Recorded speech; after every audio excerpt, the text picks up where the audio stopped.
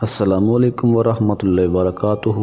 کسی بھی شادی یا تقریب میں جانے سے پہلے خود کو خوبصورت بنانے والے بہترین ٹوٹکے لیمو یا نارنگی کے رس سے کچھ منٹ تک ناخنوں پر مساج کریں۔ اس سے ناخن دلکش اور خوبصورت ہو جائیں گے۔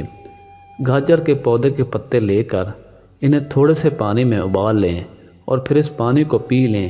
اس سے آپ کے چہرے کی دلکشی بھی بڑھے گی اور خون بھی صاف ہو جائے گا۔ گلاب کی پتیاں دودھ میں پیس کر تھوڑی سی زعفران اور آدھا چمچ شہد ملا لیں اور 15 منٹ کے لیے ہونٹوں پر لگائیں۔ جلد ہی آپ کے ہونٹوں کی خوبصورتی میں اضافہ ہو جائے گا۔ اگر شہد اور دہی کو مکس کر کے چہرے پر 10 منٹ کے لیے مساج کیا جائے تو اس سے چہرے کی خشکی ختم ہو جاتی ہے۔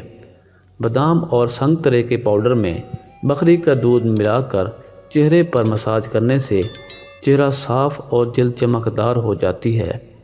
پیاز کو کدوکش کر کے عرق نکالیں۔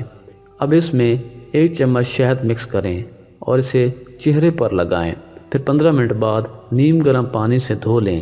روزانہ ایسا کرنے سے چھائیاں ختم ہو جاتی ہیں۔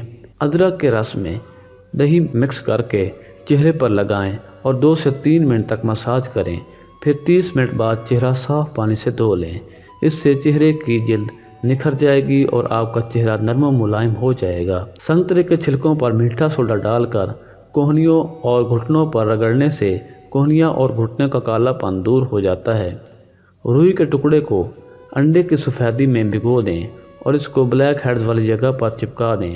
جب یہ مکمل سخت اور خشک ہو جائے تو روئی کو احتیاط سے اتار لیں۔